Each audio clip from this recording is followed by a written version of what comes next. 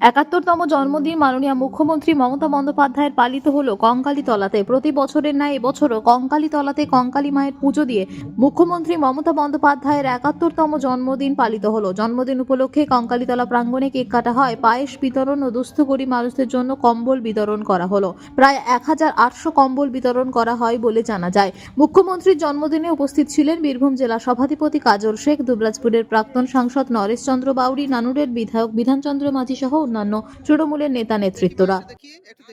আমাদের আজকে বাংলা মায়ের জন্মদিন, বাংলা বাঘিনীর জন্মদিন, যিনি পিছিয়ে পড়া বাংলাকে এগিয়ে নিয়ে গেছেন, বাংলার বুকে কাটাকাটি খুনোখুনি রাহাজান যিনি বন্ধ করেছেন, উন্নয়নের পথে সারা বাংলার মানুষকে যিনি হাঁটতে শিখিয়েছেন, সেই মায়ের আর জন্মদিন।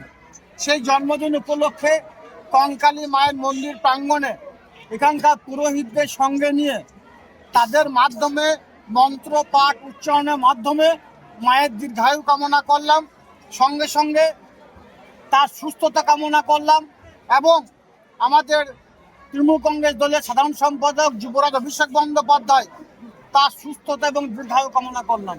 সঙ্গে সঙ্গে এখানে দেখতে পাচ্ছেন বীরভূম জেলার বিভিন্ন প্রান্ত থেকে মামাটি মানুষের সৈনিকের এসেছে। এখানে দেখতে পাচ্ছেন নানু বিধানসভা বিধায়ক আছে, বীরভূম জেলায় এসসি ওবিসি সভাপতি আছে, সাঁইথিয়া থেকে কাউন্সিলর এসেছে, আরও অনেক মামাটি মানুষের সৈনিক এসেছে। নানু বিধানসভা বিভিন্ন প্রান্ত থেকে আমার কন্যাশ্রী বোনেরা এসেছে।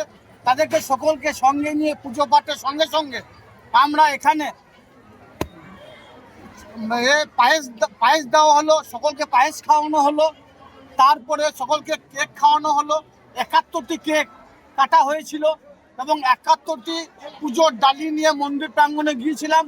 এরপর ১৮০০টি কম্বল বিতরণ করা হবে দুস্থদের জন্য। এভাবে আজকের দিনটা আমরা উদযাপিত করতে চাই বাংলা মায়ের জন্য। সেটাই আমরা সংঘবদ্ধভাবে আলাপ সাপেক্ষে নানু পঞ্চায়েত সমিতির সভাপতি, বোলপুর শ্রীনিকেতন পঞ্চায়েত সমিতির সভাপতি থেকে শুরু করে ত্রিস্তর গ্রাম পঞ্চায়েত উত্তীর্ণ সমস্ত জনপ্রতিনিধি এবং কঙ্কালীতলা অঞ্চল সভাপতি শুরু করে এখানকার ধারক বাহক যারা আছেন সকলে এখানে উপস্থিত আছেন আজকে অনুষ্ঠানটাকে সাফল্যমণ্ডিত করার জন্য। আপনারা জানেন প্রত্যেক বছরই যখন আমাদের যুবরাজের জন্মদিন হয়, আমাদের মায়ের বঙ্গজননী মমতা বন্দ্যোপাধ্যায়ের জন্মদিন হয়, আমরা সকলেই এই কঙ্কালী মায়ের মন্দির প্রাঙ্গণে এসে উপস্থিত হই তার দীর্ঘায়ু এবং সুস্থতা কামনা করার জন্য। দুস্থ মানুষদের ভেতরে কতজনের ভেতরে কম্বল বিতরণ করলো? ১৮০০ জন দুস্থ মানুষকে কম্বল এখান থেকে বিতরণ করা হচ্ছে। যদিও এটা আমরা প্রতিনিয়ত এখান থেকে করে থাকি, কিন্তু আজকে আমাদের কাছে বিশেষ দিন। সেই বিশেষ উপলক্ষে মমতাময়ী মা মমতা বন্দ্যোপাধ্যায়ের জন্মদিন উপলক্ষে আমরা ১৮০০ জন দুস্থ পরিবারের হাতে কম্বল তুলে দিলাম। সেটাও আছে এখানে, যারা এখানে দুপুরে খাওয়ার ব্যবস্থা প্রতিনিয়ত হয়ে থাকে, আজকে তার একটু বাড়তি অর্থাৎ বেশি সংখ্যক লোককে খাওয়ানো হবে। দাদা, প্রধানমন্ত্রী জন্মদিনের শুভেচ্ছা জানিয়েছে। দেখুন, আমাদের যুবরাজ অভিষেক বন্দ্যোপাধ্যায় আগামীকাল বীরভূম জেলার মাটিতে পা রাখবেন। স্বভাবতই বীরভূম জেলার বিভিন্ন প্রান্তে যারা মামাটি মানুষের সৈনিকরা আছে তারা উজ্জীবিত আছে ওই মাঠে পৌঁছানোর জন্য। যদিও আমার দৃঢ় বিশ্বাস ওই মাঠে জায়গা দেওয়া সম্ভব হবে না। যতখানি মাঠ আছে শুধু মাথা ছাড়া আর কিছু দেখতে পাবেন না আপনারা। অভিষেক বন্দ্যোপাধ্যায় 2026 নির্বাচনের প্রাককালে বীরভূমে এসে বীরভূমে মামাটি মানুষের সৈনিকদের দিশা দেখাবেন, পথ দেখাবেন। তিনি যে দিশা দেখাবেন, যে পথ দেখাবেন, সেই পথেই 26 নির্বাচন হবে।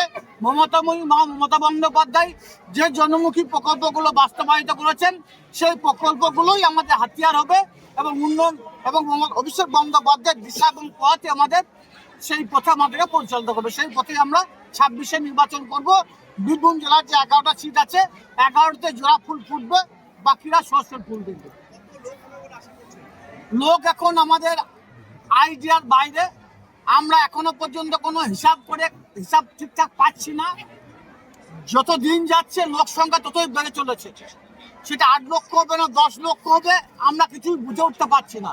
এটা আমাদের দৃঢ় বিশ্বাস আছে সকল মানুষ মামাটির সৈনিকেরা ওই সভাস্থলে গিয়ে জায়গা পাবে না, পৌঁছতে পারবে না।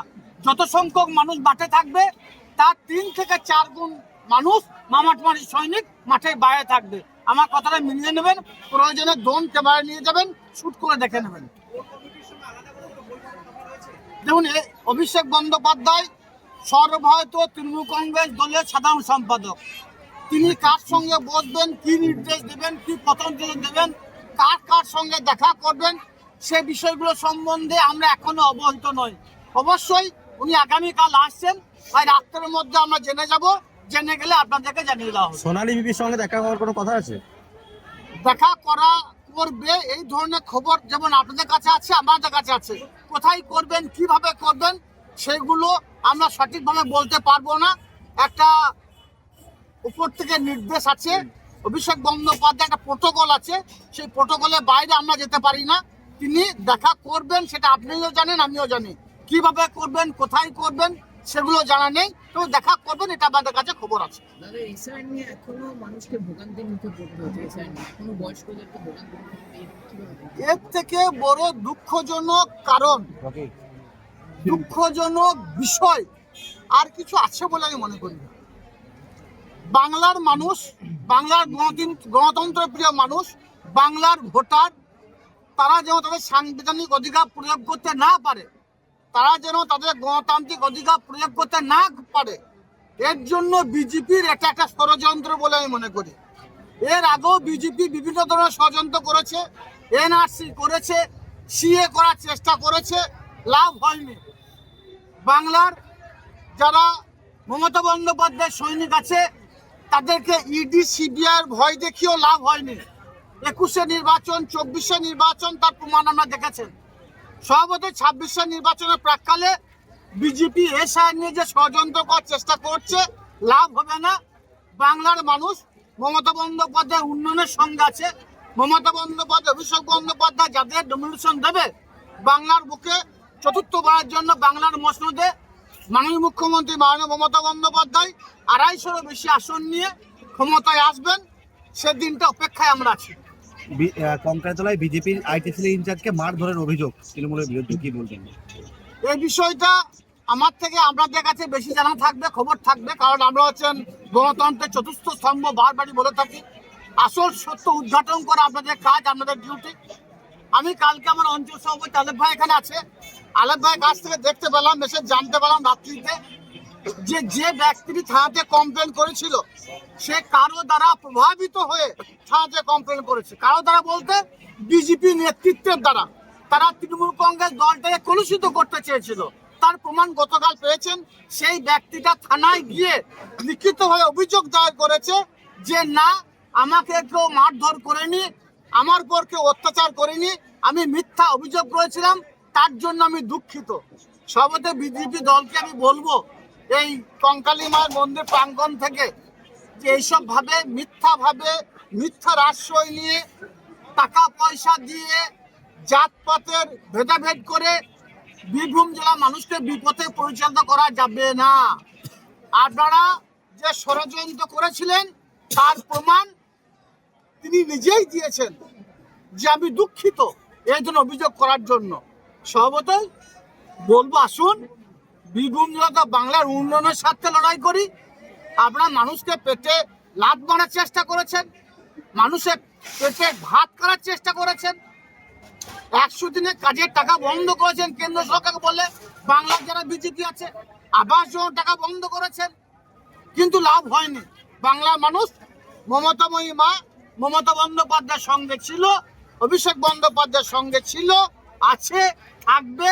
24-26 নির্বাচনে বীরভূম জেলার যে 11টা সিট আছে, 11-0 করে ছাড়বো, কথাটা মিলিয়ে নেবেন। আপনাদের সকলকে গণনা কেন্দ্রে আসার জন্য অনুরোধ করছি। তাছাড়াও বিজেপির যা নেতা কর্মী আছে রাজ্য থেকে, যারা প্রায়ই পাখির মতো আমার জেলাতে আসবেন, তাদেরকেও, তাদের জন্য বীরভূম জেলার যে বড় বড় হোটেলগুলো আছে বুকিং করে রাখবো আমি। গণনা কেন্দ্রের দিনে, যেদিন গণনা হবে সেদিন থাকার ব্যবস্থা আমি করব, খাওয়া দাওয়ার ব্যবস্থা করব।